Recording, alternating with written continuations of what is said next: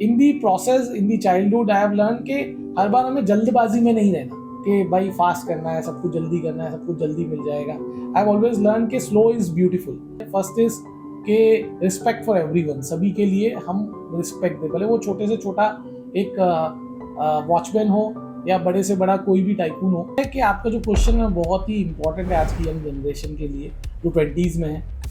Life के 20s में 30s में बुक रीडिंग की क्या वैल्यू है? Are more important than what skill that person has, which is intentions. आज के टाइम में ना लोगों को थोड़ा सा सीखते हैं, उनको लगता है कि भाई मेरे को तो बहुत कुछ आता है, मैं तो बहुत कुछ सीख लिया। Hold the vision, trust the process. Data is new oil. Idea is no value, zero value. But जितना मैंने जाना है कि लोग सोशल वर्क में भी ग्रेटिट्यूड नहीं करते हैं। प्रोसेस बहुत बहुत बहुत इंपॉर्टेंट है लाइफ में। अगर आप प्रोसेस फॉलो नहीं करोगे, अपने खुद के बनाए हुए रूल्स तोड़ दोगे, तो आपका बिजनेस भी कहीं ना कहीं सफर करना स्टार्ट कर देगा। इन्होंने ना एक स्ट्रक्चर, एक कल्चर बदल दिया है। So welcome back to the another episode of the Moncast. आज के टाइम पे ना सबको एंटरप्रेन्योर बनना है, सबको एक एंटरप्रेन्योर की जर्नी स्टार्ट करनी है। बट बहुत कम है एंटरप्रेन्योर ऐसे होते हैं जो लाइफ में सक्सेसफुल बनते हैं। तो मेरे नज़र में जो एक one of the most successful person है, आज उनको मैंने एज ए गेस्ट बुलाया है, जिन्होंने लास्ट कुछ सालों में अपना बिजनेस 0 to crores के अंदर बिल्ड किया है। जो मेरे मेंटर भी है, एक बिजनेस कोच भी है, जिन्होंने मेरे को बहुत अच्छे से गाइड किया है कि भाई मैं मेरे बिजनेस को लेके आगे कैसे बढ़ सकता हूँ। So please welcome mister Mayank Jindal sir. तो मयंक सर, आज आप सूरत का one of the fastest networking platform आप रन कर रहे हो, एक सक्सेसफुल एंटरप्रेन्योर हो आप। लोगों को लगता है कि भाई आपने लाइफ में बहुत अच्छी सक्सेस भी अचीव कर ली, एक आप लाइफ में बहुत अच्छे स्टेज पे हो। बट अगर आज हम ये सब लेबल हटा दें तो Mayank Jindal as a person क्या है? Thank you Amit sir. Amit sir, अगर मैं आज अपने आप को डिफाइन करूँ कुछ वर्ड्स में, तो वर्ड्स होंगे ह्यूमनिटी, मतलब इंसान के लिए ज़्यादा से ज़्यादा काम करना। सोसाइटी, जिस पे हम सोसाइटी के लिए कितना कंट्रीब्यूट कर सकते हैं, दैट। फैमिली, फैमिली के साथ हमेशा रहना, फैमिली के सपोर्ट में रहना, फैमिली के लिए हमेशा खड़े रहना। And love for everyone, that is, these are the 4 words जो मुझे डिस्क्राइब करते हैं आउट ऑफ माई सक्सेस। तो चलिए सर, अगर हम थोड़ा सा पीछे चले तो मेरे को जानना है कि आपके चाइल्डहुड में मतलब कैसा एनवायरनमेंट था, कैसे एनवायरनमेंट में आप बड़े हुए, वो सब चीज़ों के बारे में थोड़ा प्लीज़ बताइए हमें। तो मैं बताऊँ तो मैं जब छोटा था तब मैं बॉयज़ स्कूल में मेरी पूरी अपब्रिंगिंग रही है। और स्कूल में बहुत लिमिटेड रिसोर्सेज थे, लिमिटेड फैसिलिटीज़ थी, गवर्नमेंट स्कूल था। और मैं भी जैसे सभी लोग होते हैं वैसे एक फैमिली, जो मिडिल क्लास फैमिली होती है, उसी में मेरी पूरी अपब्रिंगिंग रही है। और मैंने हमेशा ये माना है कि जो हम चीज़ें करते हैं उसमें कभी कभी क्या होता है कि लोगों को ऐसा लगता है कि मतलब मैं कुछ कर रहा हूँ तो दूसरा भी मेरे साथ वही करे, या फिर वो उसको भी डिस्टर्ब करेंगे। लेकिन मैंने अपने बचपन में हमेशा ये माना कि मैं कुछ भी काम कर रहा हूँ तो वो उसकी वैल्यू तब इंक्रीज होती है जब मैं किसी और को डिस्टर्ब नहीं करता, राइट। बहुत बढ़िया। तो उसमें कैसा होता है कि मैं सपोज पढ़ाई कर रहा था बचपन में, तो अगर मेरे घर पर टेलीविजन चालू है तो मुझे उससे कोई फ़र्क नहीं पड़ता, मैं अपना पढ़ाई करता रहूँगा, राइट। सेम वे अगर मैं स्कूल जा रहा हूँ सुबह, तो मैं ज़्यादा लोगों को डिस्टर्ब नहीं करूँगा, किसी को उठाऊंगा नहीं, अपने काम सब कर लूँगा। तो इस तरीके की अपब्रिंगिंग में मैं रहा हूँ जहाँ पे खुद को मैंने अपने आप को ज़्यादा माना है कि मेरे काम की वजह से किसी और का रूटीन डिस्टर्ब नहीं होना चाहिए। That is something I have learn. Also in the process in the childhood I have learn कि हर बार हमें जल्दबाजी में नहीं रहना कि भाई फास्ट करना है, सब कुछ जल्दी करना है, सब कुछ जल्दी मिल जाएगा। आई हैव ऑलवेज लर्न कि स्लो इज़ ब्यूटीफुल। तो आप जैसे जैसे धीमे धीमे धीमे धीमे चीज़ों को गेन करते हो, that becomes a beautiful process for your success. So क्या दीज बात। Are the 2 learnings from my childhood sir. बहुत बढ़िया, बहुत सुंदर। तो सर, आपके बचपन का कोई ऐसा इंसिडेंट या फिर कोई ऐसा फेज जो आज भी आपके डिसीजन के अंदर एक रोल प्ले करता है, या फिर उसका एक कुछ पार्ट रहता है कि भाई हाँ, मेरे बचपन में से मैंने ये कुछ सीखा है तो ये मैं आज भी इसको फॉलो करते हुए चल रहा हूँ?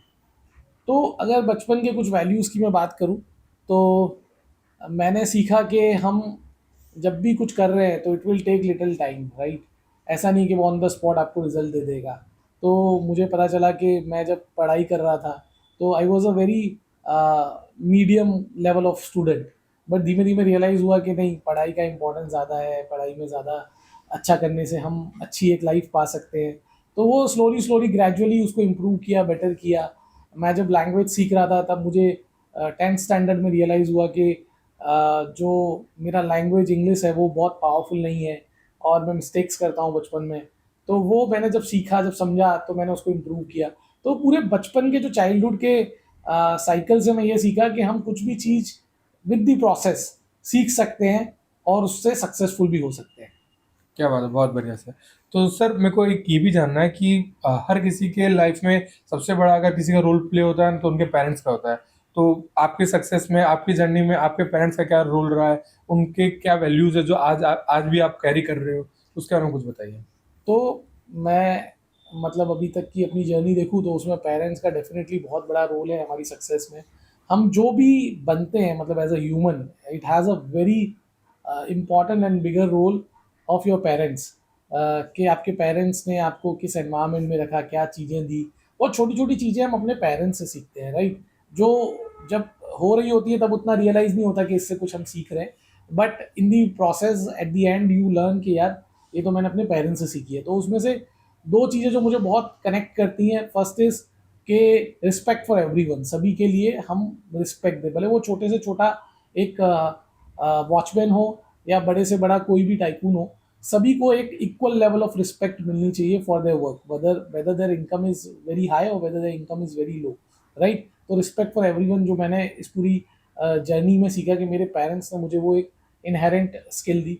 दूसरा कि हम लोगों के घर में जैसे एक मिडिल क्लास घर होता है तो बहुत बार मनी का भी डिस्कशन होता है कि कुछ चीज़ लेके आए तो कितने की लेके आए, सही वैल्यू पे लेके आए कि नहीं लेके आए। तो मनी का जो वैल्यू है वो भी मुझे लगता है कि मेरी चाइल्डहुड पूरी प्रोसेस में मेरे पेरेंट्स से मुझे मिला। तो मेरे पेरेंट्स से मुझे value for money is the skill which I have gain and respect for everyone whether the person is small और big as per the society norms. क्या बात है, बहुत बढ़िया सर। सर आज आपने इतना बड़ा एक नेटवर्किंग प्लेटफॉर्म पूरा बिल्ड कर दिया, 1000 लोग आपके साथ जुड़े हुए हैं। तो आपने बचपन में सोचा था कि आप कुछ अपना कुछ इतना बड़ा बिल्ड कर लेंगे, या फिर विद द लाइफ फ्लो आपने ये बिल्ड करते हुए चले? मैंने मैं मतलब बचपन से ये तो बहुत क्लियर था कि मुझे खुद का कुछ करना है। I will not be going for a job kind of a thing कि जहाँ पे मैं लोगों के लिए काम करूँगा। ये तो मतलब मेरी अपब्रिंगिंग में और मेरे खुद के डेवलपमेंट में मैंने समझ लिया था, सीख लिया था जब तक मैं कॉलेज लेवल पे आया था कि मुझे खुद ही कुछ करना है। बट कुछ चीज़ें मैं बहुत श्योर था जिसके बारे में, वो ये था कि मुझे जैसे अपने फैमिली के साथ रहना है, राइट। तो मेरी फैमिली जहाँ होगी वहीं मैं रहूँगा। फिर मैंने कुछ चीज़ें और जो पहले से मतलब मेरा माइंड बहुत सेट था वो था कि मुझे फॉरेन लैंड में जाके काम नहीं करना, मुझे इंडियन एनवायरनमेंट में ही काम करना है, अपनी जगह पे अपने इंडिया के लिए ही काम करना है जो भी काम करना है। तो ये कुछ चीज़ें मैंने बहुत बचपन से सोची हुई थी कि ऐसा ही मुझे करना है और उसी टाइप का मैं कर रहा हूँ। तो सर अर्ली लाइफ के स्टेज पे ना सबको कुछ ना कुछ चेंजेस चैलेंजेस आते हैं। जैसे जस्ट फॉर एग्जांपल मैंने भी कुछ बिल्ड किया तो मेरे को भी चैलेंजेस आए, मैं भी फेस कर रहा हूँ। वैसे आपको भी कुछ चैलेंजेस आए होंगे, तो उसके बारे में कुछ बताइए। मुझे मतलब अगर बहुत ही हॉनेस्टली बोलूँ तो मुझे ऐसा कुछ कभी रियलाइज़ नहीं हुआ, या पता नहीं मेरा ऐसा बिल्डअप है कि मुझे ऐसा नहीं लगा कि मैंने कोई चैलेंजेस फेस किए। मुझे तो हमेशा ऐसा ही लगता है कि मेरी लाइफ तो हमेशा एक केक वॉक की तरह ही रही है, बहुत ईजी रही है। मैंने जो भी काम किए आज तक मुझे लगता है कि मुझे उसमें हमेशा एक सक्सेस मिली ही है। तो इस क्वेश्चन में मेरे पास मतलब कोई चैलेंजेस किसी को दिखाने के लिए एज सच नहीं है, क्योंकि मुझे ऐसा ही फील होता है कि मैं तो मतलब मेरी लाइफ हमेशा एक बहुत स्मूथ ट्रैक पे रही है। क्या बात है, क्या बात है। तो आप अपने यंगर सेल्फ को एक वर्ड में डिस्क्राइब करेंगे तो क्या होगा, और एक उनको कुछ एक एडवाइस दे कि जिससे वो कुछ और नया सीख सके या फिर कुछ और बेटरमेंट कर सके, तो वो क्या होगा? ये दो चीज मेरे को बताइए। यंगर मयंक जिंदल को मैं यही एडवाइस करना चाहूँगा। आपका जो क्वेश्चन है कि यंगर मयंक जिंदल को आप क्या एडवाइस करना चाहोगे, तो मैं यही एडवाइस करना चाहूँगा कि कोई भी चीज़ है उसको सिस्टमेटिकली कंसिस्टेंटली करो, जो मेरी लाइफ में मैंने किया है। बट कुछ स्टेज पे मैंने, मुझे लगता है, मिसिंग रहा। तो कंसिस्टेंटली कोई भी चीज़ को करते रहो, बिकॉज जो सक्सेस है वो कंसिस्टेंट का रिजल्ट है। जैसे हम पैसे में बोलते हैं कि पैसा कंपाउंड करता है, वैसे ही सक्सेस या लाइफ भी कंपाउंड करती है आपकी छोटी छोटी हैबिट्स से। तो वो मेरे यंगर सेल्फ को मैं कहूँगा कि आप जो बीच में थोड़ा बहुत अटक गए थे या बीच में आपने जो फॉलो नहीं किया कुछ टाइम के लिए, वो आप करते तो बहुत अच्छा होता। क्या बात है। तो इस जर्नी में कोई आपका ऐसा मेंटर या फिर रोल मॉडल रहा जिनको आपने देखा हो, या फिर जिन्होंने आपके डिसीजन के अंदर कुछ इन्फ्लुएंस रखा हो, या फिर कुछ पार्ट रखा हो आपके डिसीजन के अंदर? मैं अगर मेंटर्स की बात करूं तो सर मुझे ऐसा लगता है कि मैंने अपने आसपास के जितने भी लोग हैं उन्हों से सबसे कुछ ना कुछ सीखा है और सीखता गया इन दी प्रोसेस, और आज भी सीख रहा हूँ। तो मेरे पास एक specific single mentor as such कोई नहीं है, लेकिन मैं सभी लोगों से जो अच्छी चीज़ें होती है वो लेके अपने अंदर एडप्ट करने की कोशिश करता हूँ। और मैं मानता हूँ कि मेरा एनवायरनमेंट, मेरा इकोसिस्टम ही मेरा मेंटर है, और उसी से मैं हमेशा सीखता हूँ और उसी से कुछ ना कुछ ग्रैब करके अपने अंदर कुछ डेवलपमेंट्स लाता हूँ। सर मैंने मतलब इतना समझा कि आपका यंगर सेल्फ मतलब आपने अपने चाइल्डहुड में अपने 20s में बहुत हार्ड वर्क किया है और आपने चैलेंजेस बहुत अच्छे इजीली फेस किए हैं। बट आज की जो जेन जी जनरेशन है उनको कैसा लगता है कि हार्ड वर्क करना is not a good thing. उनको लगता है कि भाई easy success is a real thing. तो आप 20s में हार्ड वर्क को कितनी वैल्यू देते हो और आपको क्या लगता है कि भाई 20s में एक नॉर्मल स्टूडेंट को कितना टाइम वर्क करना चाहिए ताकि वो एक सक्सेसफुल और एक अच्छी लाइफ पा सके? मुझे लगता है कि आपका जो क्वेश्चन है बहुत ही इंपॉर्टेंट है आज की यंग जनरेशन के लिए, जो 20s में है। और ये क्वेश्चन का आंसर अगर मैं करना चाहूँ, या जो भी सक्सेसफुल लोग हैं वो ऑलमोस्ट सिमिलर ही आंसर देंगे, कि जो 20s है वो पूरी आपकी लाइफ को शेप करता है। आप जैसी चीज़ें, जैसे एक्टिविटीज़, जैसा हार्ड वर्क, जैसे वर्क में आप इन्वॉल्व होंगे अपने अर्ली 20s में, that will be your overall life across the next 30 years. तो आपकी 20s को बहुत सीरियसली लीजिए, 20s में बहुत अच्छा काम कीजिए, 20 में वो कीजिए जो आपको पसंद है, जो आप करना चाहते हो, ना कि जो लोग आपसे करवाना चाहते हैं, ताकि आपको लाइफ में कभी रिग्रेट ना हो। तो आप अगर जो भी चीज़ करना चाहते हो वो अगर बहुत अच्छे से, बहुत स्ट्रॉन्ग लेवल पे करोगे, तो डेफिनेटली उसमें आपको सक्सेस मिल ही जाएगी। तो 20 में आपको हार्ड वर्क में जरा भी वो नहीं करना कि नहीं यार शॉर्टकट अपना लिया, चलो कम काम करते हैं। उस time that is the period when you can actually make your whole next 30 years आपके कैसे रहेंगे, उसका आप एक फाउंडेशन बनाते हो। तो that is very very important and very critical for the success. And ये चीज़ आई गेस मेरे से ज़्यादा कोई रिलेट नहीं करेगा क्योंकि मेरे 20s मैंने जब स्टार्टिंग हुआ मतलब जब मैं 22 ईयर्स का था तब मैं आपसे कनेक्ट हुआ था। एंड अभी नियर अबाउट मैं 26 का हूँ और मैं आपसे कनेक्टेड हूँ और इन 4 सालों में आपने मेरे को जितना हार्ड वर्क के लिए, जितना कंसिस्टेंसी के लिए पुश किया और जितना मेरे को बोला कि भाई तेरा ये लेवल नहीं है, तू उससे ज़्यादा कर सकता है। आई डोंट थिंक सो कि भाई वो इतना कोई और इजीली करता है या फिर हर कोई करता है, बट आपने उसमें बहुत अच्छा रोल प्ले किया। एंड मैं ये चीज़ सबको मैं कहता भी हूँ कि भाई अगर आपने अपने 20s में अच्छा काम किया, आपने अपने 20s में अपना टाइम पास की जगह अपने वर्क को अपना टाइम दिया, तो आपका 30s बहुत अच्छे होंगे, आपका फ्यूचर बहुत अच्छा होगा। और जो मज़े मतलब आप 35 के एज में करोगे ना, वो बाकी सब उस टाइम एक चैलेंजिंग और एक स्ट्रगलिंग फेस पे ही रहेंगे। यस, तो ये मैंने मतलब ये मेरी लर्निंग है आपके साथ रहने थैंक से। You, thank you. तो फाउंडेशन मतलब इंपॉर्टेंट है, जैसा आपने ब्रीफ किया कि फाउंडेशन अगर स्ट्रांग होगी विच इज़ योर 20s, तो आपका पूरा लाइफ बहुत स्मूथ जाने वाला है। यस। सर ऐसा कोई एक डिसीजन जो मतलब आपको ऐसा लगता है कि मैं मेरे को मेरे पास में जाकर मेरे को ये एक डिसीजन चेंज कर देना चाहिए या फिर सब कुछ एकदम परफेक्ट ही चला है कि भाई नहीं मेरे को कुछ भी चेंज नहीं करना, आई एम सेटिस्फाइड, जो हुआ सच्चा हुआ? मुझे एज सच, मैं जैसा अभी आपको लास्ट टाइम भी आंसर दिया कि मुझे एज सच कोई रिग्रेट नहीं है कि कोई पास्ट डिसीजन की वजह से मेरी लाइफ में कुछ प्रॉब्लम आई, ये आई। ठीक है, लाइफ क्या होता है, लाइफ एक कंपोजिशन है ऑफ योर डिसीजंस। आप जितने डिसीजंस लेते हो उसका कंपोजिशन है, उसमें पास्ट में आपने कुछ डिसीजंस सही लिए होंगे, कुछ गलत भी लिए होंगे। तो गलत is also a part of your success. अगर गलत डिसीजन नहीं लिया होता तो आप सक्सेसफुल नहीं होते। तो इसीलिए ये बहुत इंपॉर्टेंट हो जाता है कि जो गलत है वो भी is a part of a journey which you are living right now, which is success. तो मुझे तो पर्सनली कोई रिग्रेट नहीं है मेरे पास्ट डिसीजन से, और मैं कोई भी चीज़ चेंज नहीं करना चाहता, बिकॉज आई बिलीव भले कुछ गलत चीज़ें भी अगर पास्ट में रही होगी, तो दैट इज़ मतलब उसी की वजह से आज जो मैं पहुंचा हूँ जिस मुकाम पे, वो उसी की वजह से हो पाया है। तो I don't want to change that also. मतलब ये चीज़ मैं भी बहुत रिलेट करूंगा कि इंसान सबसे ज़्यादा अपने डाउनफॉल में ही सीखता है। मतलब लोग अपने डाउनफॉल को या फिर अपने फेलियर को ऐसा समझते हैं कि भाई मैं सेटबैक हो गया, बट वो एक सेटबैक नहीं होता। तुम उसमें लर्निंग कर सकते हो, एक ऑब्जर्वेशन कर सकते हो कि आप कहाँ कहाँ गलत गए, आपने क्या क्या गलत किया, और वहाँ से आप लर्निंग के साथ वापस आपका अगर कमबैक करते हो तो आपसे स्ट्रांग कोई भी नहीं है। यस। तो मतलब वही success is not just your right things, it's also your right things plus your wrong things. तो मतलब आपने जो फेलियर पाया है वो भी सक्सेस आपको इसलिए मिला है बिकॉज आपने फेलियर भी पाया है। फेलियर नहीं पाओगे तो सक्सेस नहीं मिलेगा, दैट इज ऑल्सो ट्रू। तो मतलब फेलियर को हमको बहुत नेगेटिवली नहीं लेना है, डेफिनेटली उससे कुछ सीख के आगे बढ़ना है। यस, वो चीज़ में मैं आपको मतलब एकदम एग्री करता हूँ। सर अपने सक्सेस की बात कर रहे हैं तो आई गेस मैं उन कुछ लोगों में से हूँ जो आपकी सक्सेस बहुत नज़दीक से देखने का मेरे को मौका मिलता है। एंड बट उसमें ना एक चीज़ मेरे को जो सबसे ज़्यादा आपसे सीखनी है कि 1000 लोगों को मैनेज मैनेज करना, उनको टाइम देना, इतनी सारी एक्टिविटीज़ के अंदर इन्वॉल्व होना, उसके साथ-साथ आप अपने फैमिली को भी टाइम देते हो, तो वो चीज़ें आप कैसे मतलब पर्सनल और बिज़नेस को कैसे आप मैनेज करते हो? उसके बारे में थोड़ा बताइए। मेरी इस चीज़ में एक थॉट प्रोसेस ये है कि मैं हमेशा से ऐसा मानता हूँ कि प्रोफेशनल लाइफ और पर्सनल लाइफ को हमें मिक्स नहीं करना चाहिए।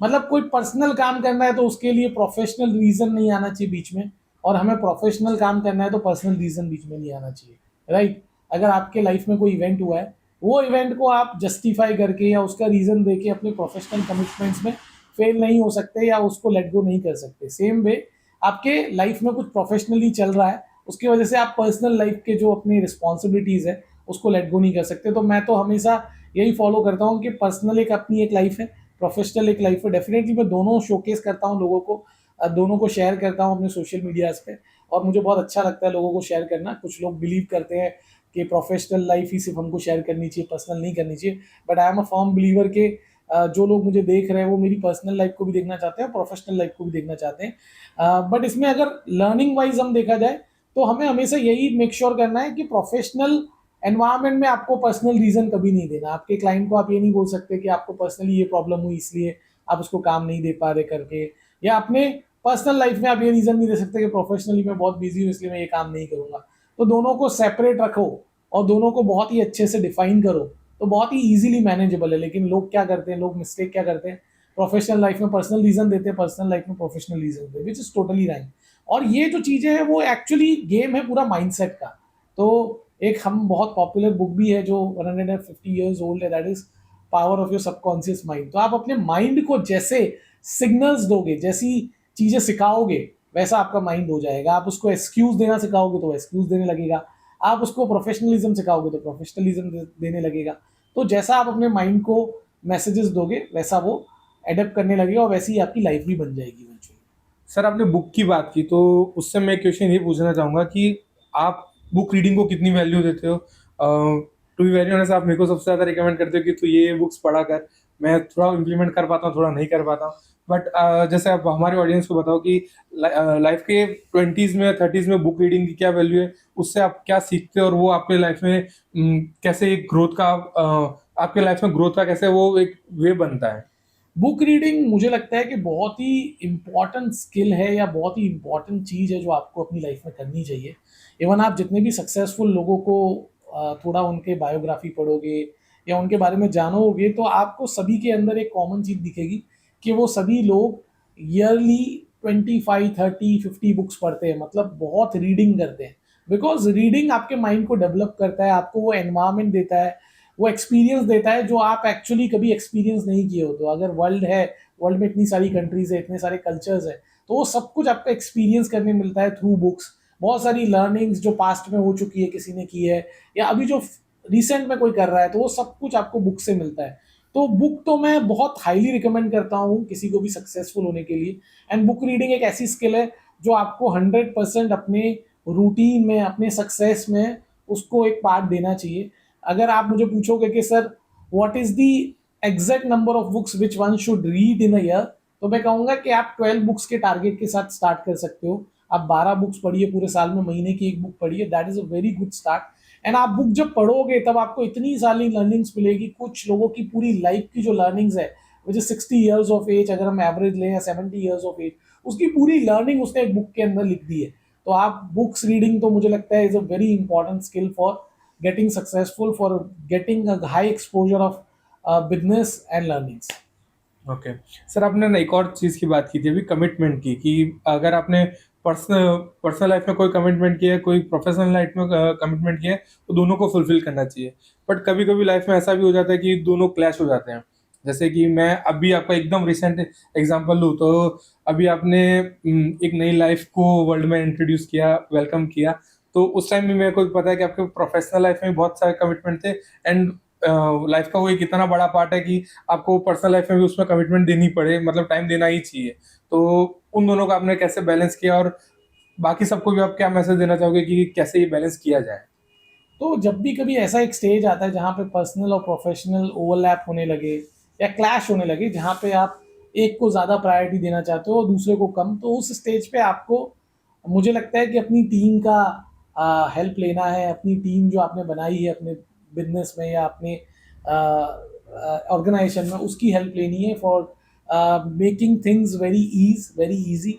तो ऐसा जब मेरे लाइफ में अभी फेज़ आया जो आपने बताया कि एक नई लाइफ को हमने जन्म दिया, तो उस फेज़ में भी मैंने ऐसे ही किया कि अपनी टीम का हेल्प लिया। अपनी टीम की हेल्प से प्रोफेशनल वर्क्स को कमिटेड वे में जिस तरीके से होना चाहिए उसी तरीके से उसको बैलेंस आउट किया, एंड पर्सनल लाइफ पे थोड़ा सा ज़्यादा टाइम दिया एंड उसको भी साथ में मैनेज किया। तो ऐसा जब भी फेज़ है, you can take a help of others, and आप उसको प्लानिंग से कर सकते हो।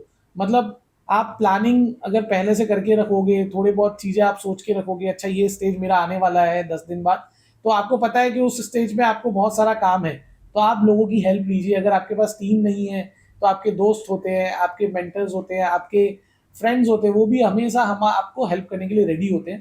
तो आप उनके थ्रू भी अपनी चीज़ों को ईज कर सकते हो। तो ऐसे कुछ पर्टिकुलर स्टेजेस, ऐसे कुछ पर्टिकुलर स्लॉट्स जहाँ पे दोनों क्लैश होते हैं, आप लोगों की हेल्प लेके उसको इजीली टैकल कर सकते हैं, डेलीगेट करके इजीली हेल्प कर सकते हैं। सर आपने अभी टीम की बात की, तो आज के टाइम पे ना टीम, एक अच्छी टीम हायर करना एक बहुत बड़ा टास्क है। लोगों को लगता है कि भाई जो स्किलफुल पर्सन है उसी को हमें ऑर्गेनाइजेशन में लेना चाहिए। तो आपका क्या मानना है कि आप ऐसी क्या क्वालिटीज देखते हो कि ये क्वालिटीज है तो ये मेरे ऑर्गेनाइजेशन में वर्क कर सकता है, अगर ये क्वालिटीज नहीं है तो सॉरी मैं आपके साथ वर्क नहीं कर सकता? ये चीज़ में मेरा आंसर बहुत क्लियर है, आपने बहुत अच्छा क्वेश्चन पूछा मेरे लिए। मैं जब भी टीम हायर करता हूँ, मैं एक चीज़ पे सबसे ज़्यादा फोकस करता हूँ, which is far more important than what skill that person has, which is intentions. मैं हमेशा इंटेंशंस को वैल्यू देता हूँ। Intentions are very important for me. उसका अगर इंटेंशन सही है, अगर वो सही मकसद से आया है, अगर उसके इंटेंशंस डेवलप होने के हैं, तो उसकी स्किल्स अगर कम भी होगी अभी करंट स्टेज पे, तो वो सीख के आगे बढ़ जाएगा। लेकिन अगर बहुत ही स्किलफुल रिसोर्स होगा, लेकिन अगर उसके इंटेंशंस करेक्ट नहीं होंगे, इंटेंशंस कंपनी को ग्रो करने के नहीं होंगे या आपके साथ ग्रो होने के नहीं होंगे, तो स्किलफुल पर्सन भी आपके लिए कोई काम का नहीं है। तो मैं इस क्वेश्चन के अंदर बहुत क्लियर हूँ कि मैं सिर्फ और सिर्फ इंटेंशंस को वैल्यू करता हूँ। Intentions are very very important for me, far more than what skills that person has. तो एक ऐसा शॉर्ट और सिंपल टिप कि आप जान सको कि सामने वाले इंसान की इंटेंशन क्या है, किसी को भी इजीली पता चल जाए, तो उसके लिए आप क्या बोलोगे? तो इंटेंशंस जज करने के लिए आप हमेशा देख सकते हैं कि वो पर्सन कितना उस ऑर्गेनाइजेशन के लिए करना चाहता है या उस पर्टिकुलर मूवमेंट के लिए करना चाहता है या इवेंट के लिए करना चाहता है। और ये चीज़ें जज करने के लिए आपको उनके साथ थोड़ा 15 मिनट बैठना पड़ेगा। जैसे आप मेरे साथ पॉडकास्ट कर रहे हो, आप मुझसे क्वेश्चंस पूछ रहे हो, मैं आंसर दे रहा हूँ, वैसे ही आपको कुछ क्वेश्चंस बनाने पड़ेंगे और उसके आंसर्स उनसे पूछने पड़ेंगे।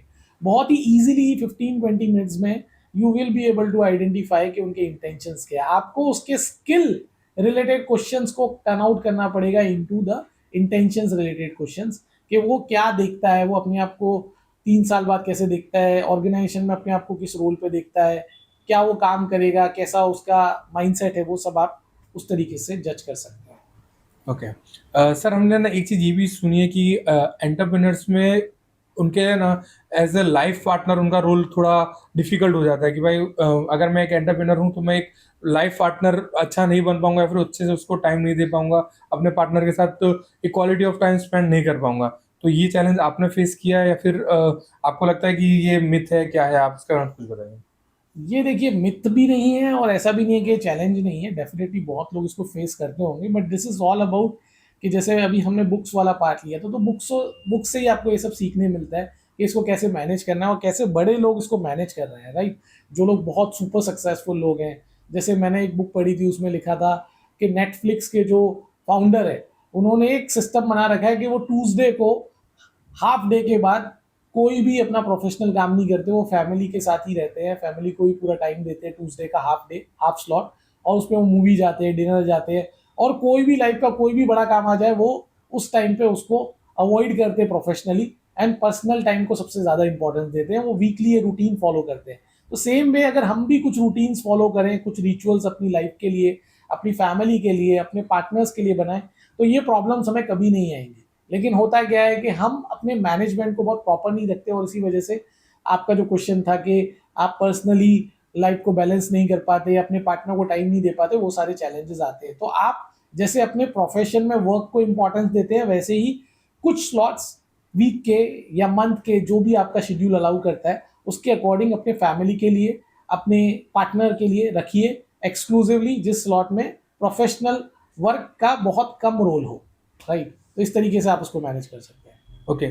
सर आपने मतलब इसके अंदर है ना, मेरे को लगता है कि इसको अगर मैं ओवरव्यू करूँ तो आपने इसमें चीज़ बताई कि अपने को टाइम मैनेजमेंट आना चाहिए, अपने को एक शेड्यूल बनाना आना चाहिए, अपने को पता होना चाहिए कि मेरे को किस चीज़ में कितना टाइम अलोकेट करना है और मेरे को कैसा एक फ्लो बनाना चाहिए। तो मेरे को लगता है कि है ना, ये जो आप एक एक्टिविटी करते हो, गोल बनाना, अपना एक गोल सेशंस रखना, उन सब चीज़ों के अंदर ये चीज़ आप इम्प्लीमेंट करते हो, उसी से आप शायद रियल लाइफ में इम्प्लीमेंट कर पा रहे हो, if I am not wrong. Yes, 100%।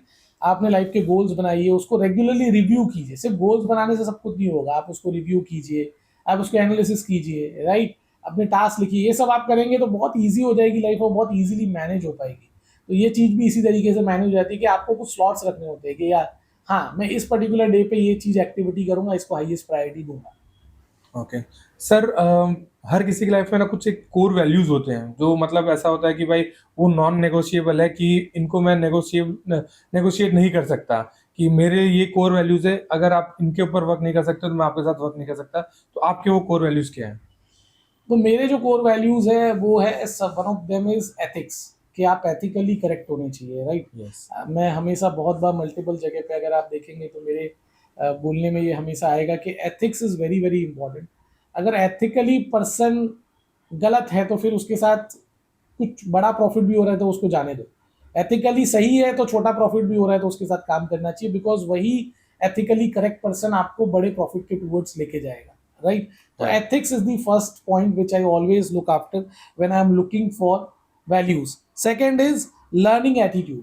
जिसके साथ भी आप काम कर रहे हो, जिस भी ऑर्गेनाइजेशन में काम कर रहे हो, या जिन लोगों के साथ आप काम कर रहे हो, उस पर्टिकुलर सिस्टम में, इकोसिस्टम में लर्निंग एटीट्यूड की बहुत वैल्यू होनी चाहिए। मतलब कि हम रेगुलरली सीखते रहे। कोई भी इंसान कोई भी पर्टिकुलर स्टेज पे परफेक्ट नहीं है। मैं भी नहीं हूँ, आप भी नहीं हो, और हम सभी लोग बहुत लंबे समय तक, मतलब even at the end point of our life, till at that moment तक भी हम कुछ ना कुछ सीख सकते हैं, सीखते रहते हैं। तो लर्निंग एटीट्यूड होना बहुत ज़रूरी है। एंड तीसरा, जैसा मैंने आपको बोला कि इंटेंशंस, इंटेंशंस बहुत सही होने चाहिए, इंटेंशंस हमेशा राइट होनी चाहिए। अगर ये तीनों चीज़ें मैच करती है मेरे केस में, तो I am ready to go and I always value them. Okay. मतलब एथिक्स, इंटेंशन और तीसरा लर्निंग एटीट्यूड। Learning attitude. इसमें मैं लर्निंग एटीट्यूड के ऊपर थोड़ा सा आपको बोलना चाहूँगा कि आज के टाइम में ना लोगों को थोड़ा सा सीखते हैं, उनको लगता है कि भाई मेरे को तो बहुत कुछ आता है, मैं तो बहुत कुछ सीख लिया। तो उनके लिए आप क्या बोलना चाहेंगे, and उनको कैसे आप गाइड करना चाहेंगे कि वो इस चीज़ को ना सोच के एक अच्छे लेवल पे जा सकते हैं? जो आप बता रहे हो कि थोड़ा सा सीख लिया और फिर लगने लगा कि यार मैं तो बहुत सीख लिया, अभी मुझसे ज़्यादा तो किसी को आता नहीं है, ये लर्निंग एटीट्यूड का रिवर्स एक्चुअली ट्रेट है। इसमें क्या हो गया कि इंसान को लर्न करते ही, सीखते ही लगने लगा कि मेरे से ज़्यादा किसी को नहीं आता। तो ये एक्चुअली एक नेगेटिव ट्रेट है जो सक्सेस के अगेंस्ट जाता है। और मैं हमेशा यही कहना चाहूँगा कि लर्निंग स्टेज में आप हमेशा सीखते हैं, लेकिन आपको हमेशा अपने आप को इम्प्रूव करने का, बेटर करने का एक जज्बा होना चाहिए। हमेशा एक सोच होनी चाहिए कि आप हमेशा कुछ ना कुछ सीखते रहें, लर्न करते रहें। और अगर आप कितना भी सीख जाए, आप बहुत अच्छे लेवल तक अगर पहुंच भी गए, तो आपको हमेशा ग्राउंड पे तो रहना ही है, ग्राउंडेड तो रहना ही है। तभी आप एक सक्सेस के टूवर्ड्स आगे बढ़ पाओगे। आज बड़े से बड़े लोगों को अगर आप देखोगे जो बहुत ह्यूज सुपर लेवल पे सक्सेसफुल है, इवन हम मुकेश अंबानी जी की कुछ वीडियोस देखते हैं जहाँ पे वो खुद सर्व कर रहे होते हैं लोगों को बाउल्स में, उसमें, जबकि he is a very big person and he is a very rich person of India, right. तो भी वो इतना ग्राउंडेड है, राइट। तो सेम वे आप नारायण मूर्ति जी को देखोगे, कभी अगर स्टेज पे वो आते हैं तो वो पैंट भी अपनी ऐसे हाथ से सही कर लेते हैं, राइट। तो those values, that grounded skill is always important. अगर आप ग्राउंडेड नहीं हो, थोड़ी सी लर्निंग में आप बहुत ज़्यादा ईगो एटीट्यूड में आ गए, तो that will always be corrected by ecosystem. मतलब जो एनवायरमेंट है वो कैसे ना कैसे आपको सिखा देगा कि आप गलत हो। सर आपने ग्राउंडेड रहने की बात की और उसमें आपने बताया कि अगर आप उम, अपने लाइफ के हाई पॉइंट में हो तो आपको कैसे ग्राउंडेड रहना चाहिए, बट आपको अपने लाइफ के लो फेस में हो तब आपको कैसे ग्राउंडेड रहना चाहिए? हाई पॉइंट पे तो ग्राउंडेड रहना इंपॉर्टेंट है ही, लेकिन लो जब आप हो रहे हो, राइट, तब भी ग्राउंडेड रहना आपका बहुत बहुत ही एक्सेलेंट और ब्रिलियंट क्वेश्चन है कि लो होने पे ग्राउंडेड कैसे रहो, because that is the stage when everyone loses their temper, loses their emotions, या फिर जो उनकी स्किल होती है उसको लूज आउट कर देते हैं, बिकॉज तब वो फॉल हो रहे होते हैं, right. Give up attitude give up attitude आ जाता है कि नहीं, छोड़ देते हैं, बिजनेस बंद कर देते हैं, या जिसके साथ कमिटमेंट है उसको तोड़ देते हैं। तो हमेशा उसके लिए आपको ट्रस्ट करना है कि देखो, लाइफ है या बिजनेस है या फिर कोई भी चीज़ है जो आप कर रहे हो, उन सभी चीज़ों में there will not always be a phase जहाँ पे सिर्फ आपको सक्सेस मिलेगी। There will always be a phases जहाँ पे आपको फेलियर मिलेगी। गंदा समय आएगा, आपको अपने माइंड को मेकअप करना है कि गंदा समय आएगा, उस टाइम पे मैं गिव अप नहीं करूंगा, मैं बैठा रहूंगा, मैं वेट करूंगा कि कब सूर्य वापस उदय होगा, सूर्य वापस आएगा और मेरी चमक वापस आएगी। तो वो हमेशा होता है। बहुत बार आप देखते हो कि कुछ यंगस्टर्स या कुछ लोग बहुत टेम्पर में आके सुसाइड्स कर लेते हैं, ये सब चीजें कर लेते हैं, गलत स्टेप्स ले लेते हैं। तो वो एक जस्ट एक वो मूवमेंट का दुख होता है, उसमें वो लोग बहुत हाई लेवल पे अपने आप को कंट्रोल नहीं करके एक एक्सट्रीम स्टेप ले लेते हैं, right. So that is always important in life, in business also, कि जब भी आपका खराब फेज आएगा आप थोड़ा शांति से आराम से बैठोगे, ऑब्जर्व करोगे। बहुत ज़्यादा आपको मूवमेंट करने की ज़रूरत नहीं है, बहुत ज़्यादा आपको एक्टिविटी करने की ज़रूरत नहीं है। आप शांत रह सकते हो उस समय, सिर्फ देखो, शांति से बैठे रहो। बट जो एनवायरमेंट है, जो दुनिया है, जो वर्ल्ड है, ग्लोब है, वो अपना एक यूनिवर्स है, वो अपना नेक्स्ट फेज लाएगा जिसके अंदर रोशनी आएगी, और वो आपके बिजनेस, आपके लाइफ में भी आएगी। तो उस समय का सिर्फ आपको वेट करना है। तो हम हिंदी में बोलते हैं कि हर अंधकार के बाद उजाला है, राइट। ऐसे हमारे कुछ कहावत है।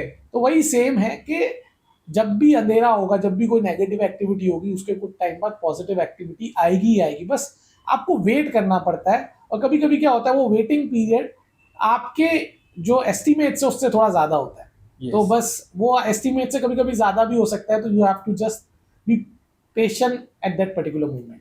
शायद आपकी यही थिंकिंग से आपका थॉट बिल्ड हुआ है कि जो मतलब मैंने सूरज जुगाड़ के हर जगह पे देखा, और सूरज जुगाड़ के ऑफिस में भी एक बहुत बड़ा लेवल पे लिखा हुआ है, hold the vision, trust the process. जो मतलब पढ़ने में इतना ब्यूटीफुल और इतना साउंड, मतलब इतना अच्छा साउंड करता है। तो उसके बारे में कुछ बताइए कि ये थॉट इसी थिंकिंग की वजह से आया, एंड थोड़ा इसके बारे में डिटेल में बताइए। तो ये हम लोग जब ऑफिस बना रहे थे नई नई सूरज जुगाड़ की 2020 में, तो हम लोग कुछ पेंटिंग्स कर रहे थे, वॉल पेंटिंग्स।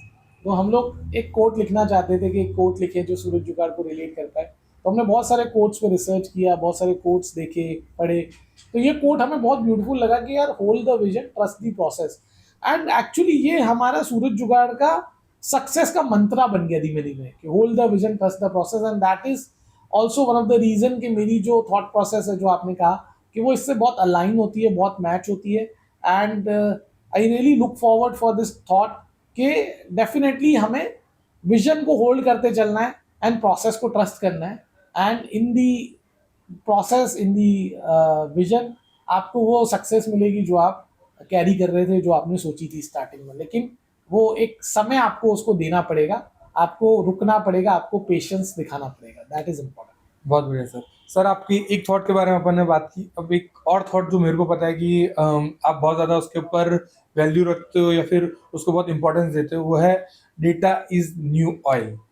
तो इसके बारे में कुछ अपनी ऑडियंस को बताइए और इसको थोड़ा एलोबरेट कीजिए कि भाई डेटा न्यू ऑयल कैसे है।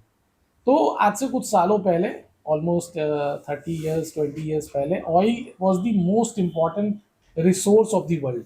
कि ऑयल को सबसे ज़्यादा इंपॉर्टेंट दिया जाता है कि जिसके पास ऑयल है वो राजा है, वो किंग है, वो मतलब वर्ल्ड को ड्राइव करेगा। सेम वे आज की डेट में डेटा, एक कोट है, डेटा इज न्यू ऑयल, जो हम लोग बहुत स्ट्रांगली बिलीव करते हैं सूरज जुगाड़, कि डेटा इज न्यू ऑयल। मतलब जो डेटा है वही हमारा आज का ऑयल है। मतलब वही एक ऐसा रिसोर्स है जिससे आप सब कुछ फ्यूचर में कर पाओगे, जिससे आप अपने बिजनेस को रन कर पाओगे, जिससे आप अपने बिजनेस के लिए, अपनी लाइफ के लिए अच्छे डिसीजंस ले पाओगे। तो डेटा क्या होता है? डेटा मतलब कि आपने अभी तक क्या किया, क्या क्या अचीव किया, कैसे किया, उसके ऊपर डेटा एनालिसिस करना कि आप अब तक कैसा कर रहे हो, कैसे फिगर्स हैं, कैसे नंबर्स हैं। तो ये अगर आप बहुत इंपॉर्टेंटली, बहुत अच्छे से इम्प्लीमेंट करोगे तो आपको अपने बिजनेस की, अपने लाइफ की एक मार्कशीट मिलेगी, जिससे आपको पता चलेगा कि आप एक्चुअली अभी हो कहाँ, और फिर आप एक जजमेंट ले सकते हो कि मुझे इधर तक पहुंचना है। तो उसके लिए भी आपको डेटा ही यूजफुल होगा। आप डेटा की मदद से पहुंच सकते हो उस जर्नी के टूवर्ड्स जहाँ पे आप जाना चाहते हो। तो मैं इसको बहुत स्ट्रांगली मानता हूँ कि डेटा इज न्यू ऑयल, और जो भी बिजनेस इसको फॉलो करेगा या जो भी अपनी लाइफ में भी इसको फॉलो करेगा, इवन पर्सनल लाइफ में भी ये बहुत वैलिड है कि आपने लास्ट ईयर क्या कमिटमेंट्स लिए थे, क्या सोचा था अपनी लाइफ के लिए, कितना उसमें से किया। जरूरी नहीं है आप 100% हर बार कर लोगे, 100% हिट रेशियो आएगा। इट इज फाइन अगर आपने 70% भी हिट रेशियो किया है तो, लेकिन आपको पता होना चाहिए कि आपने 70% किया है। बहुत सारे लोगों को पता ही नहीं है कि वो हिट रेशियो क्या है, और जब हिट रेशियो पता ही नहीं है तो उनके पास टारगेट भी नहीं है, और टारगेट नहीं है इसीलिए उनकी लाइफ किस रास्ते पे जा रही है उसका भी उन्हें कोई अंदाजा नहीं है। और इसका सबसे अच्छा, सबसे इजी सॉल्यूशन है डेटा, विच वी से कि डेटा इज न्यू ऑयल। तो मैं तो इसमें बहुत बिलीव करता हूँ। मेरे आसपास जितने भी लोग हैं, जितने भी लोग मुझसे एसोसिएटेड है, वो मानते हैं, वो समझते हैं कि ये बहुत इंपॉर्टेंट स्किल है, और ये आप अपने लाइफ में इम्प्लीमेंट करोगे तो बहुत अच्छी सक्सेस डेफिनेटली आपको मिलेगी। एक यंग एंटरप्रेनर, जैसे मैं एक यंग एंटरप्रेनर हूँ, तो अब उसको ये चीज़ कैसे बताओगे कि अगर आप अपने बिजनेस के इनिशियल स्टेज पे हो तो वो डेटा कैसे मैनेज करे और कैसे उसको इम्प्लीमेंट करे और कहाँ कहाँ वो यूज़ कर सकता है अपने बिजनेस ग्रोथ के लिए?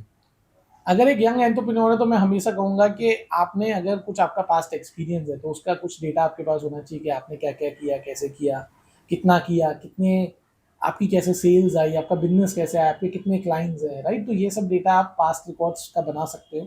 बहुत इजी फॉर्मेट्स अवेलेबल है आज की डेट में। तो हम चैट जीपीटी को कमांड भी देंगे तो इजीली वो आपको सब कुछ बता के दे देगा, सब कुछ बना के दे देगा। आज in the era of chat GPT it has become very very easy for any one two do all this things. सिर्फ आपको पता होना चाहिए कि आपको करना क्या है, right. Same way young entrepreneur है तो डेफिनेटली बहुत ज़रूरी है, बहुत इंपॉर्टेंट है कि उसका जो पास डेटा होगा वो बहुत लिमिटेड होगा।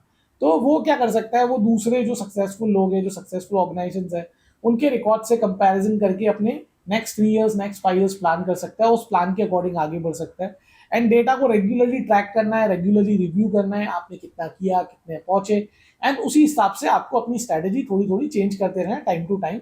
जो चीज़ आपके लिए वर्क कर रही है उसको आगे बढ़ाना है, जो चीज़ शायद नहीं वर्क कर रही है उसको स्ट्रैटेजिकली चेंज करके डेटा से अलाइन करना है। तो डेटा के थ्रू खेलना या डेटा के थ्रू एनालिसिस करना आज बहुत इजी हो गया है in the era of chat GPT. Sir, एक तो अपन ने डेटा के बारे में बात की जिसके बारे में आप मेरे को पता है कि आप बहुत ज़्यादा उसको इम्पोर्टेंस देते हो। एक और चीज़ ऐसी है जिसको आप बहुत ज़्यादा इम्पोर्टेंस देते हो, वो है कम्युनिकेशन स्किल्स। तो वो आप क्या बताना चाहोगे कि भाई एक पर्सन को उसके पर्सनल लाइफ में, प्रोफेशनल लाइफ में कम्युनिकेशन स्किल कितनी हेल्प करती है और उसके ऊपर उन्हें कितना वर्क करना चाहिए? कम्युनिकेशन स्किल मुझे लगता है कि अब हम जिस स्टेज पे है जहाँ पर डिजिटल मार्केटिंग, डिजिटली चीज़ें बहुत बहुत इजीली अवेलेबल है, बहुत इजीली एक्सेसिबल है। आज से 50 साल पहले आपको कोई बुक पढ़नी है तो आपको फिजिकली जाना पड़ता था, वो बुक ढूंढनी पड़ती थी, रीड करनी पड़ती थी, और फिर रीड करके आपको उसका कंटेक्स्ट मिलता था कि इसके अंदर क्या है। आज वो सारी चीज़ें डिजिटली 5 मिनट्स के अंदर हो सकती है, आपको पूरी बुक की समरी 5 मिनट्स में मिल सकती है, राइट। तो इस स्टेज में सबसे जो इम्पोर्टेंट स्किल आज जो है वो है कि आपका जो कम्युनिकेशन है वो बहुत इंपॉर्टेंट होता है कि आप कम्युनिकेट कैसे करोगे, कम्युनिकेट कितना करोगे, कम्युनिकेट किस तरीके से करोगे। ये बहुत इंपॉर्टेंट हो गया है, और ये बहुत इंपॉर्टेंट स्किल रहने भी वाली है फ्यूचर में। जो कम्युनिकेशन सीख जाएगा, कम्युनिकेशन कैसे करना है, कम्युनिकेशन कैसे ड्राइव करना है, क्या कम्युनिकेट करना है, सब कुछ रिलेटेड टू कम्युनिकेशन जो सीख जाएगा, I think those guys will be the people जो लीड करेंगे आगे की बिजनेस एम्पायर्स को। तो मेरे को लगता है कि communication skill has been very very important. And अगर मैं मेरी लाइफ की बात करूं तो मेरी लाइफ में भी कम्युनिकेशन का बहुत इंपॉर्टेंट रोल रहा है। मैंने पूरा जो भी सूरज जुगाड़ या जो भी अपने बिजनेस में, अपनी लाइफ में पाया है, that is because of the communication.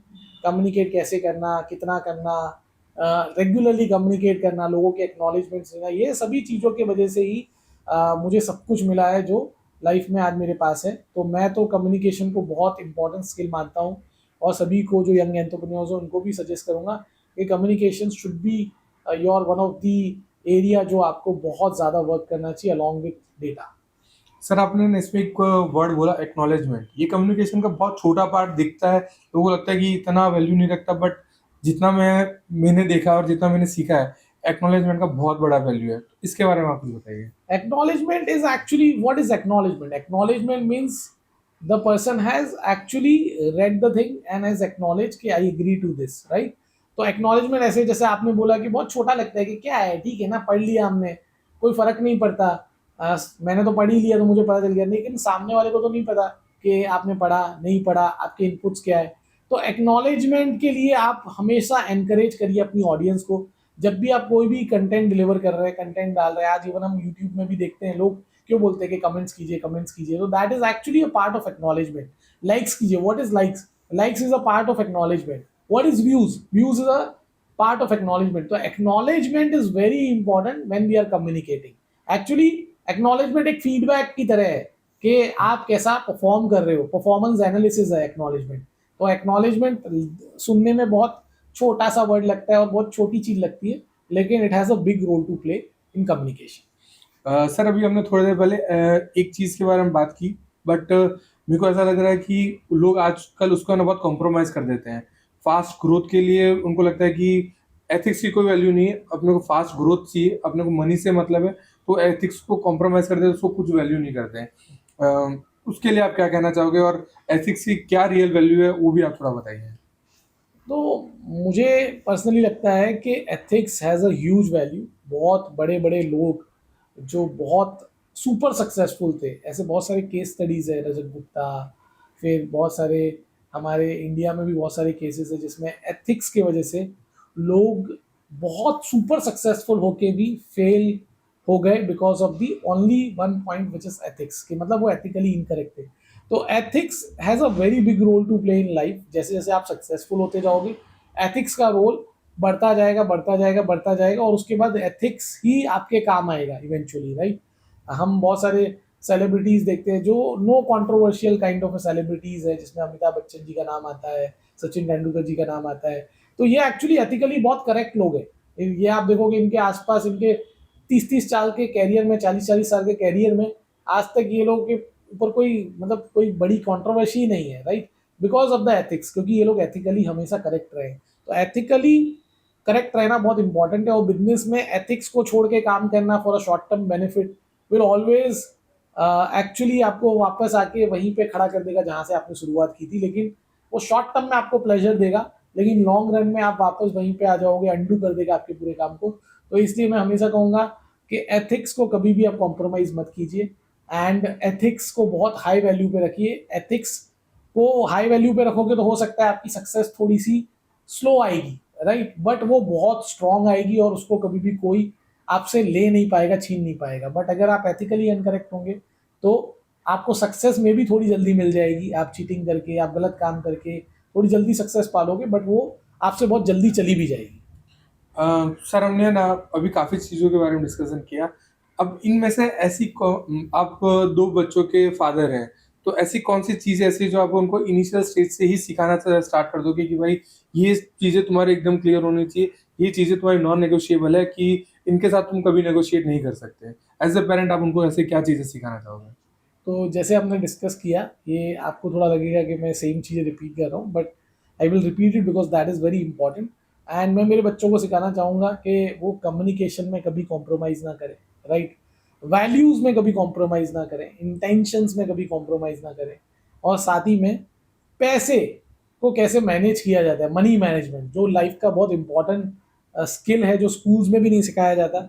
Even जो schools 3 lakh rupees per year charge करते वहाँ भी नहीं सिखाया जाता। उस चीज़ों को मैं हमेशा वैल्यू देना चाहूँगा जब मैं अपने छोटे बच्चों की बात कर रहा हूँ, या इवन जो यंग हमारे किड्स है या ऑडियंस है, उसके लिए भी ये बहुत वैल्यूएबल है। मैंने ना एक चीज़ ये भी देखी है कि आज की जो यंग ऑडियंस है वो नेगेटिविटी की तरफ बहुत जल्दी चली जाती है। मतलब जैसे आप इतना बड़ा एम्पायर लेकर आए हो बैठे हैं, तो ज़रूरी नहीं है कि हर कोई आपसे खुश होगा, हर कोई आपसे हैप्पी होगा। कुछ लोग आपके बारे में नेगेटिव भी बोलेंगे, तो नेगेटिव टॉक से आप कैसे डील करते हैं, और उसको आप कहीं इम्पोर्टेंस देते हैं कि आप उसको इम्पोर्टेंस ही नहीं देते हैं?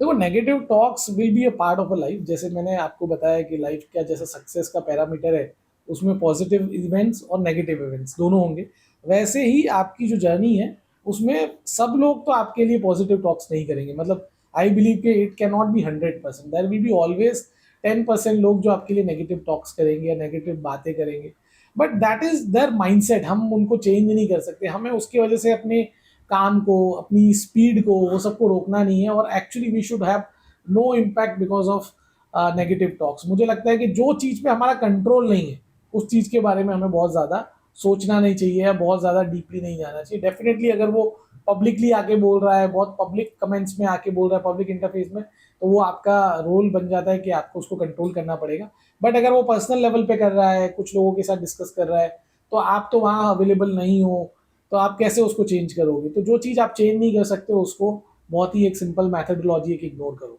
तो that should be your thing. Okay. इस पूरे प्रोसेस में ना एक मेरे को ऐसा लगता है कि एक चीज और इम्पोर्टेंट है जिसको हमें वैल्यू देनी चाहिए, वो ग्रेटिट्यूड। कि अगर आप लाइफ में कुछ भी सीख रहे हो, कुछ भी आप ग्रो हो रहे हो, आपको कुछ सक्सेस मिल रही है, आप कुछ बन रहे हो, तो उसमें ना कुछ लोगों का आपका हिस्सा होता है, आप अकेले नहीं कर सकते। तो उन लोगों को ग्रेटिट्यूड करना कितना इंपॉर्टेंट है, उन लोगों को फील करवाना कितना इंपॉर्टेंट है। ग्रैटिट्यूड एक्चुअली बहुत इंपॉर्टेंट चीज़ है, और आज की डेट में हम देखते हैं कि लोग व्हाट्सएप पे या फिर ऐसे ग्रैटिट्यूड मैसेज लिखते हैं या ग्रैटिट्यूड राइटिंग लिखते हैं। बट मैं थोड़ा सा इससे मतलब अलग सोच रखता हूँ। मैं मानता हूँ कि gratitude is not just about typing कि thank you very much for coming into my life, thank you very much for doing this. सिर्फ thank you is not the gratitude. I believe अगर आप real में gratitude feel करते हैं, real में किसी को ग्रैटिट्यूड देना चाहते हैं, तो it should be some action जिससे उसकी लाइफ में कोई चेंज आए।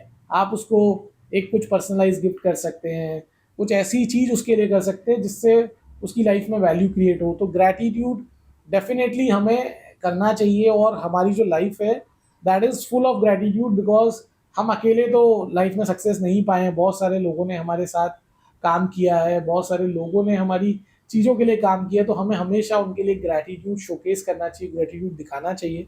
एंड ग्रैटिट्यूड एक ऐसी चीज़ है जिसको लोग सबसे ज़्यादा मतलब वैल्यू नहीं करने वाली चीज़ है। मतलब लोगों को रियलाइज़ भी नहीं होता कि मैं जो सक्सेसफुल हुआ हूँ वो बहुत सारे लोगों की वजह से सक्सेसफुल हुआ। इवन एक बच्चा जब जन्म लेता है तो बहुत सारे लोग मेहनत करते हैं जब वो बच्चा जन्म लेता है, राइट?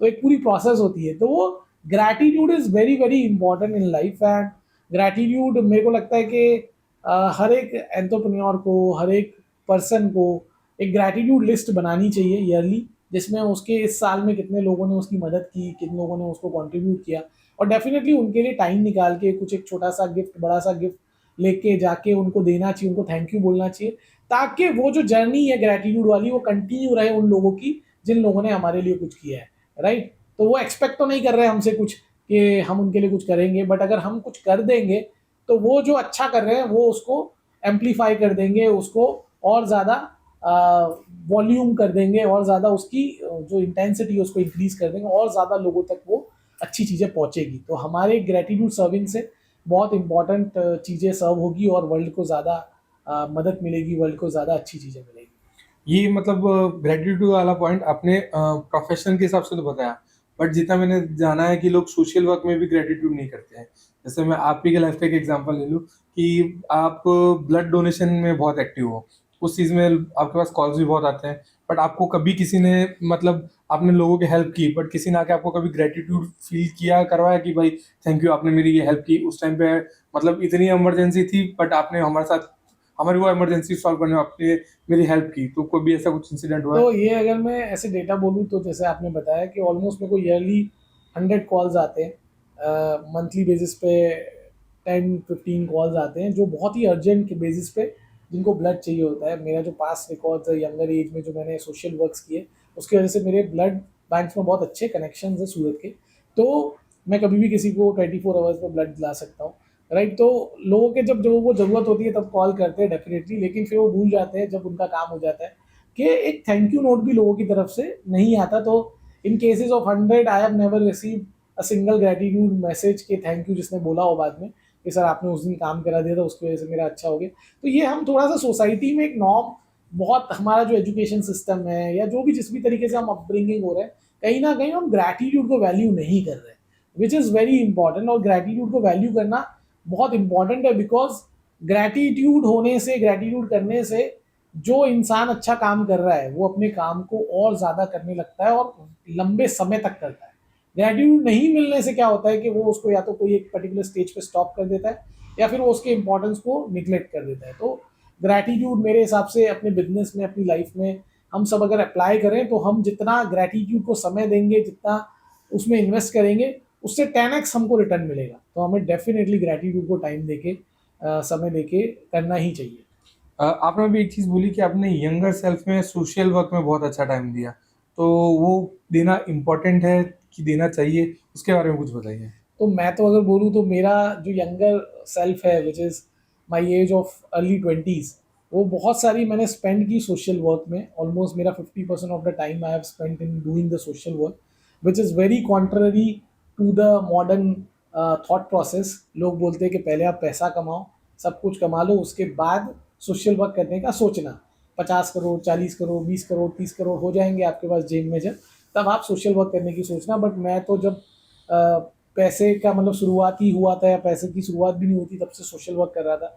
तो सोशल वर्क करते करते मैंने बहुत सीखा, लोगों के माइंडसेट को सीखा, ग्रैटिट्यूड फीलिंग को सीखा। तो जो आज मैं हूँ वो बहुत सब कुछ मैंने सोशल वर्क से सीखा। और मुझे तो बहुत अच्छा वो मेरा पीरियड लगा जब मैंने ब्लड डोनेशन कैंप्स ऑर्गेनाइज किए बहुत सारे, जहाँ पे 2000+ ब्लड यूनिट्स हमने सिंगल डे में कलेक्ट की। साथ ही में कुछ वोटर आईडी कैंपेन्स किए थे, जहाँ पे जो गवर्नमेंट का काम है वो हमने किया था। 20,000 voter ID cards within a span of a week बनाए थे। तो ये सारी चीज़ें करते हुए मुझे तो बहुत अच्छा लगा। मुझे लगता है मेरी जो लाइफ है, जो मेरी लाइफ की सक्सेस है, that is also because of that particular stage जहाँ पे मैंने बहुत सारा सोशल वर्क किया।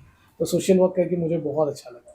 तो सर अब आप एक सक्सेस पे हो, तो अब आप आने वाले टाइम में सोशल के लिए क्या करना चाहते हो? क्या ऐसी एक एक्टिविटीज़ या फिर कुछ चीज़ें करना चाहते हो जो सोसाइटी के या फिर आगे आने वाले यंग एंटरप्रेन्योर्स के लिए बहुत अच्छा होगा, बेनिफिशियल होगा? कुछ ऐसा कोई प्लान या फिर कुछ आपने रोड मैप बनाया हो कि मैं जितना आपको जानता हूँ, आप चीज़ों को रोड मैप बहुत अच्छे से बना के चलते हो, तो कुछ आपने ऐसा कुछ बिल्डअप किया हो तो प्लीज़ उसके बारे में कुछ बताइए? तो मैंने अभी फ्यूचर में सोचा है कि सोशली हम ऐसा कुछ एक काम करेंगे जिसके अंदर चीज़ें ऑटोमोड पे होती रही। मतलब एक होता है सोशल वेंचर बनाना। मतलब सोशल वेंचर क्या होता है कि उससे आपका जो प्रोसेस है वो ऑटोमेटिक रन होता रहता है। जैसे आपने बहुत सारा देखा होगा कि लोग 10 रुपये में खाना खिलाते हैं, 15 रुपये में खाना खिलाते हाँ, हैं। तो उसमें वो लोग क्या करते हैं कि 50% of the funds comes from the 10-15 rupees जो वो ले रहे हैं, राइट। हाँ। और 50% of the fund comes from the donors. तो ये एक ऐसा मॉडल होता है जिसके अंदर उसको हम सोशल वेंचर बोलते हैं, सोशल बिजनेस बोलते हैं। मतलब वो एकदम फ्री में नहीं कर रहा है, टोटली जीरो में नहीं कर रहा है, बट जो उसका कॉस्ट है उससे हाफ रेट में कर रहा है। तो लोगों को बेनिफिट भी हो रहा है, लोगों को वैल्यू भी हो रही है, और नए लोग भी आके उसमें डोनेट कर रहे हैं। तो ऐसा मैं कुछ करना चाहूँगा लेटेस्ट स्टेज पे।